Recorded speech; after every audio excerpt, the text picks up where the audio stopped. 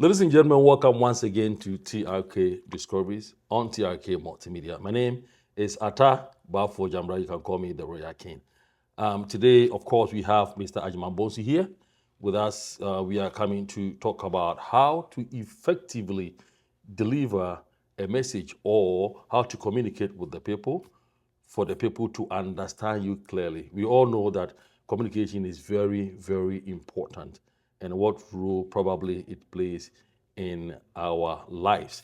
Some of the way we communicate, divert the attention, or it's, if I should put it this way, make the people not understand what we are trying to communicate. By so doing, you might tend to lose followers or lose popularity among your subordinate, especially when you are a leader. So if today happened to be the first time that you are watching us, if not subscribed to our channel, TRK Multimedia, please do well to subscribe and share. Without wasting my time, let's go straight to Mr. Ajiman Moto. Mr. Ajiman, you're welcome. Thank you.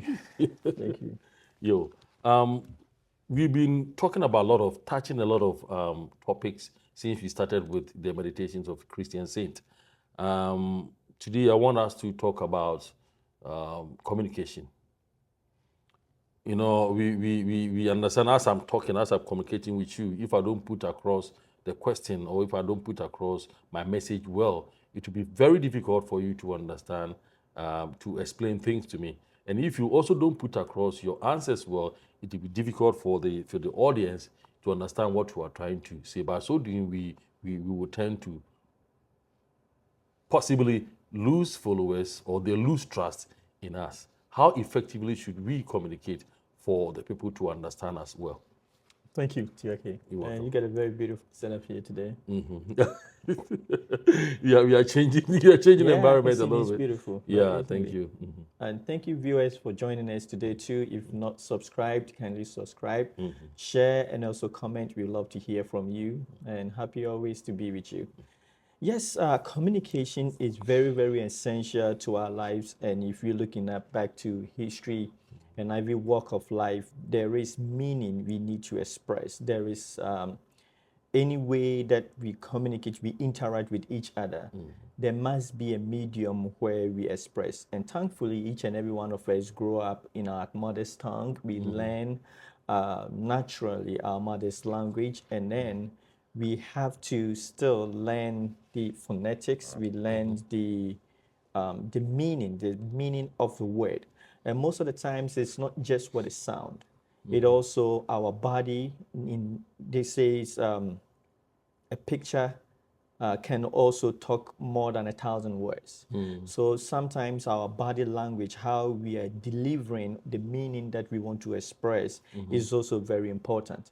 And in the meditation, there is this meditation 9 talks about how people will hear all right, but a mass audience will listen to a person that speak with authority and project power. So when you say, I want you to read it for the audience.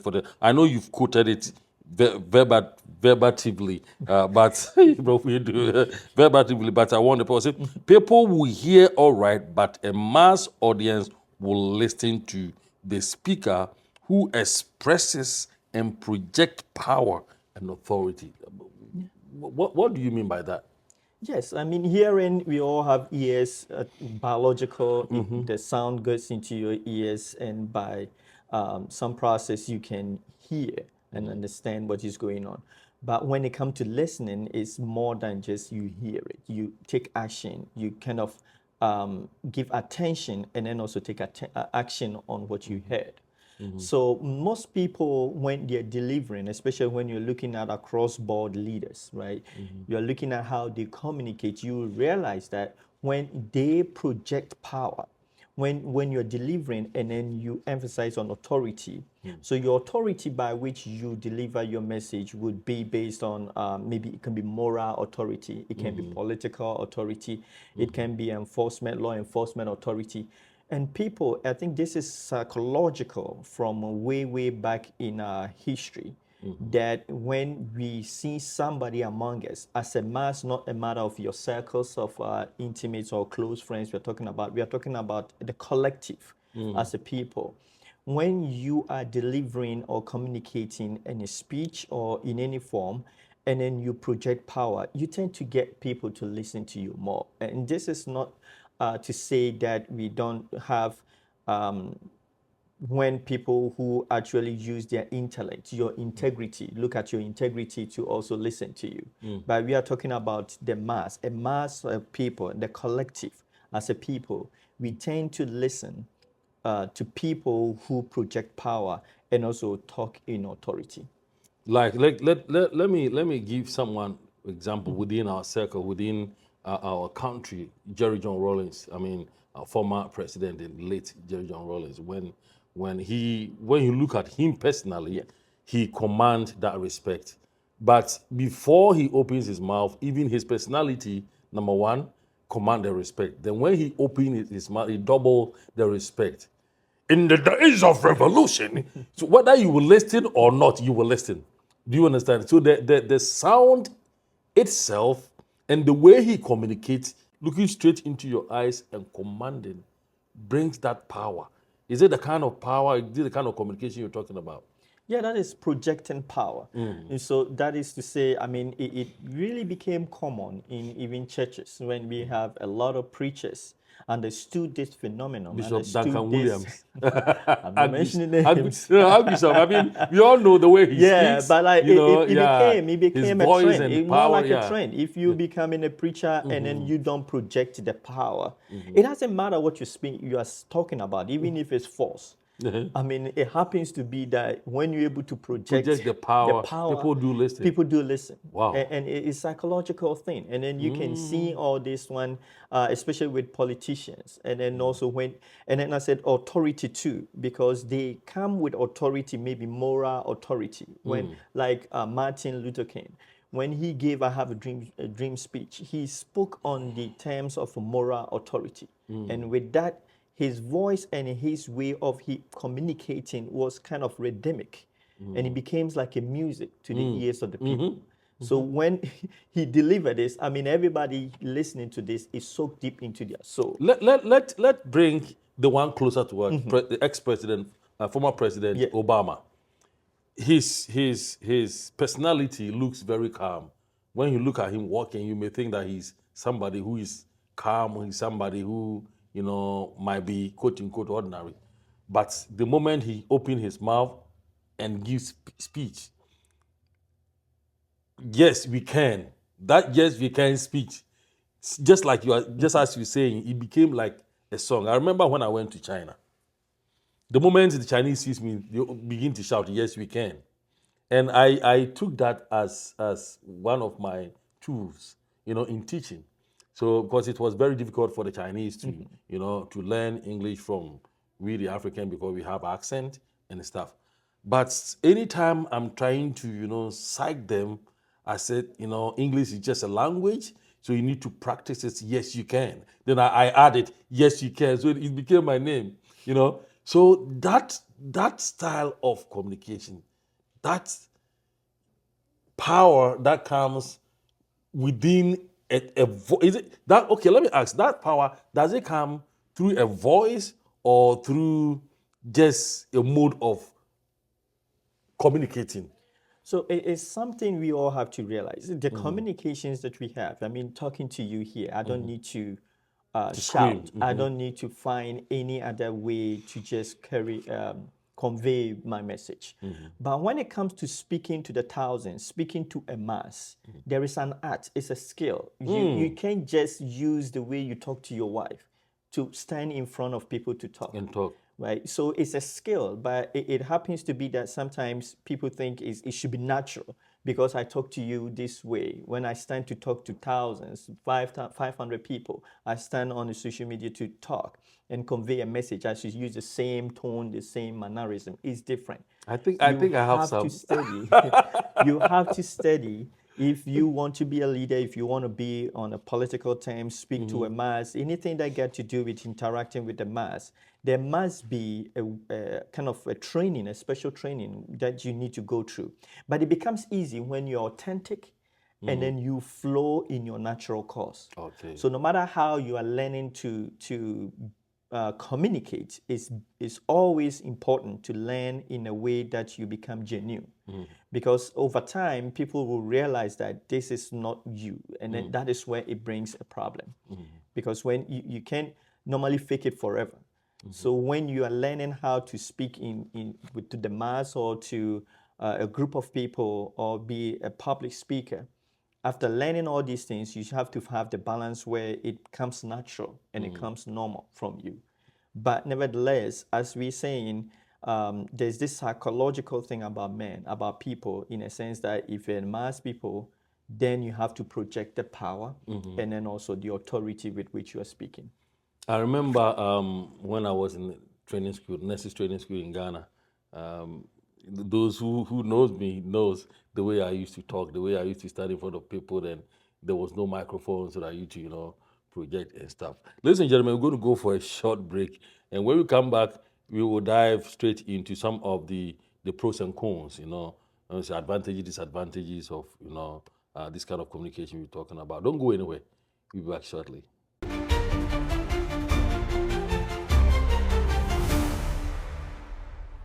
Yo, welcome back to TRK Discoveries on TRK Multimedia. If today happen to be the first time, as we said, that you are watching us, you've not subscribed to our channel, please do us a favor and subscribe to this very channel and let's learn and build this community together. Mr. Agyemang, welcome once again. Thank you.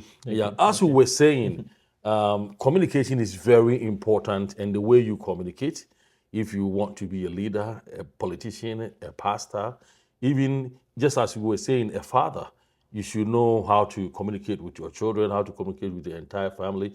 Even when you become angry, you should know how to, control yourself and communicate. Because as you're saying that you are talking to me right now, you are communicating perfectly, but you don't need to shout and scream. I still understand you. But you cannot use the same style to communicate to the masses when you are preaching or when you are in front of or when you are standing on the pulpit. It's a different ballgame altogether. Let's look at some of the advantages, or let's look at the disadvantages first. If you don't possess such quality, you don't project such power, and you are a leader, a pastor, a politician, a chief, a king, what are some of the disadvantages that you turn to affect your leadership? Yeah, so what the meditation talks about prescriptive. I mean, it is prescribing what is actually happening in terms of describing also, and descriptive in the terms of describing the existence of this phenomenon with people. But nevertheless, we can also talk about how people tend to use this strategy as a manipulative way to get people, because you know that when you are addressing the people and you say it this way, you're going to get them to listen to you, either it's false or true. So in a sense, we can have people using this skill as a way to kind of manipulate the mass. YouTube will call it emotional blackmail. Well, yes. I mean, they know there's a psychological thing, because it's something that they know they can trigger in us, and then also use it as a way. And then also sometimes when the projection of the power and use of the authority, it becomes kind of invoking fear into the people to obey and then also do as you're bidden. So those are the disadvantage we can think about as to people understanding the psychology of human emotions and understanding how people operate in this phenomenon and use it against people, against the mass. However, it's very important that our children, we train them to have that confidence wherever that they stand to talk. Because as growing up, depending on where you are coming from, and depending on the society that you are coming from, sometimes you tend to become so humble. We call humility, we call it humility to say please all the time when you're talking, to use please. It's cultural, it's good, it's nice. But there are some situations in life and places in life where it may not be applicable. Because when we are talking about humility, humility is not necessarily the use of words like please and do me this. It's a matter of tone, right? How I'm using the please. Even I can use please and still be insulting you. So I can still say something, right, in a tone that is pleading, but not using please, right? Because in a sense that sometimes when you are being raised up in such some environment, you may feel like, oh, as I said, it's cultural. It's very humble and humbling to say that please. But what I call humility is more like somebody being on a higher plane, and then that person coming down is what we call humility, right? It's not necessarily the one that is down that you're already down, Yeah. right? How are you saying you're humble when you're already down? Already Because down. you've been already humbled, right? But when we see Jesus was humble, in a sense that he was on the top and then he had to come down to us, right? That makes you a humble person. So to me, I always have this with my friends and been telling them that yes, in some environment, especially those that are in the diaspora or outside country Ghana, the use of please in some places are not acceptable, right? I still don't understand because it has a pleading connotation, a beggarly connotation, and psychologically sometimes can put you, whoever that you are saying the please to, because it's not like you are asking the person for a request. It's just your mannerism and how you talk. Like to the extent that when sometimes I call an elderly in the house and the person is talking to me, oh please, Ajiman. I'm like, please don't say please to me, right? Because Please don't say please please to don't me. say please to me.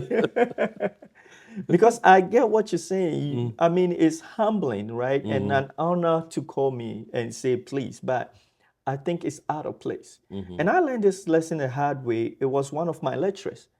It's like when I came over here to the United States in school, I was like, sir, how you doing? Oh, yes, sir. Yes, sir. Please, sir.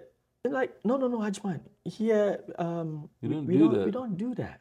Wow. I was somehow shocked. Like, how can I call you without saying sir? In Ghana, you dare not. Yes. So I understand it's cultural, but you can still speak. And I always say, if presidents and the people that we think they are on a higher scale speak without using the please, it is only when you, in your mind, when you lower yourself, and as I said, we think it's humble Yeah. to lower ourselves in the presence of that person, depending on whatever the case is, because of his authority, because of his power, because of wherever he is, that you, in your mind, you have to lower yourself to say the please. And that's where I see the problem. But when you are using it correctly, as in a request, that is allowable. But when it becomes your everyday language, everyday kind of way that you communicate, then psychologically, it is a meaning that you kind of, as I said, it's cultural, because if you are not careful, you are speaking out of terms. But I'm trying to make people understand that when you are using it and it's not what it meant to be used, which is a request, then in some way you are belittling yourself in your communication. And it may also impact your confidence when you approach people, when you stand in front of people. And anytime you're trying to be humble, you're trying to be belittling yourself. And that in itself, to me, other than it being a cultural issue, it really affects our confidence and our communication, because we all have a tone, as I said, a tone where we express anger, we express intimacy, we express friendship, we express love, and we have a tone where we express as a man. In some environment, in some situation, you need to speak out for yourself. You need to speak in a manly voice, So if in sorry a to cut commanding you here. voice. Okay. So if I may get you right, if you want the people to understand what you're trying to say, if you want the people to hear, if you want to command such power, you should, desist from using certain words that will humble or humiliate or bring you down. Is that what you're trying to say? If I should get it right, so like using words like please, please, because if you want to be a good leader, then you don't need to use such I mean, when it terms. comes to the please, it's just a general communication issue we are addressing. It's not necessarily in front of the people, right? It is a general, a term that I'm speaking from cultural background, right? A term that we've used, which is peculiar with where we're coming from, that we think it shows humility, it shows respect and being polite. And what I'm saying in that context is general. It's not necessarily you speaking to a mass, but as an Okay. individual, if you are speaking and it's not used at places where it's supposed to be for request, because I know, please, can you give me this? Please, can you do this for me? It's a request. If you don't use it in that terms, but rather you are using it anywhere in the first thing that comes out of your mouth, anytime you're speaking with somebody is please. Because psychologically, sometimes the person that is doing that will never do that when he's speaking to a child. So if you do that, it Right. becomes a disadvantage or something. Well, culturally, from where we are coming from, it's okay, it's normal, right? But as we know here, you can't do that. Yeah. Well, to me, from what I learned from the people that I interacted with, in terms of my lecturers, in terms of my work, my co-workers, my supervisors, some of them felt very uncomfortable for me saying, please, can you, oh, please, oh, yes, please, yes. They just felt uncomfortable. Okay. So let's take it last. Somebody watching us is coming here, transiting from Ghana to America or Europe or any other European countries, foreign countries. What advice would you give to such a person in terms of communication?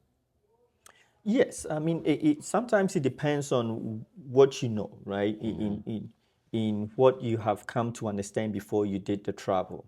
But if you are somebody that is coming here and you've done your homework in terms of whom you are coming to visit, you've done all how the culture is, how people live, and all that, then you are confident enough when you come and you're approaching issues and matters.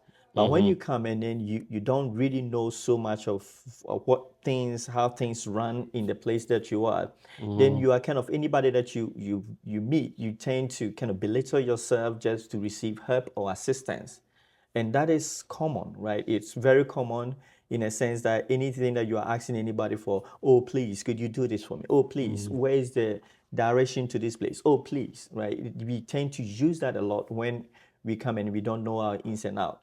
But I'm trying to say that when it comes to cultural issues, right, what is appropriate in one cultural context, I'm not talking about moral issues, right? Okay. Moral issues, you can go back on your moral high ground, so moral kind of fortitude. But when it comes to communication, how we deliver meaning and understanding, it may change depending on where we are. But when it comes to the use of please and certain words that belittle us, that kind of reduces our confidence, then we need to address those issues. Yeah, and I think, me personally speaking, I can say using please and the wrong places in the wrong places of language or talking or communication can rather harm us than help us. Okay. All right, ladies and gentlemen, I don't know what you think about communicating or communication. I don't know how you do communicate. And before we allow Mr. Ajaman to go, we will ask him about, your last word for the people, those who are watching us. Any advice for them in Ghana recently? As we understand, the economy is, doing well a little bit in Ghana. So if you have any advice in terms of, investment, how they spend, what they should do, just general advice for your viewers. Yes, I mean, life as we know, we've gone through COVID, we've gone through political transition. So matters cannot be the same as we used to be. So I know a lot of people were impacted by COVID and maybe transition. You are no longer in power, so money is not here and there. The current leadership administration is trying their best also to stabilize the economy and all that. So there are people that are kind of facing actual hardship. I mean, some of them that we hear is not just people trying to get money from us. I understand that. But I would say keep working hard. And then working hard is not necessarily spending the hours and doing all that you're doing, but rather being intentional and conscious of what you're doing and do the right thing too. May God help you in whatever endeavor that you're doing, and may you succeed. And do not, oh God, or be shaken in your faith. Keep up the faith. God is with you. Keep up with the faith. God is with you. Ladies and gentlemen, this is Mr. Agyemang Bonsu, the author and writer of The Meditations of a Christian Saint. If today happened to be the first time you're hearing about this book, it's on Amazon. It's just $15. What you've been talking about all this time, we had a quote from this book, and it has a lot of, meditations that we can learn from it. So go to Amazon, just $15, and we do have the audio version, and we also have the ebook, the electronic version. All right, I don't know what you think about communication. I don't know how you do communicate. I don't know how you understand what we say. Drop your comment at the comment section. Maybe you have different ideas, different perception, different way of tackling these kind of issues. And be careful out there. Love your neighbor as yourself. Do good. This is from evil. Until we meet again another time, we say God bless you and enjoy the rest of your week. Bye-bye.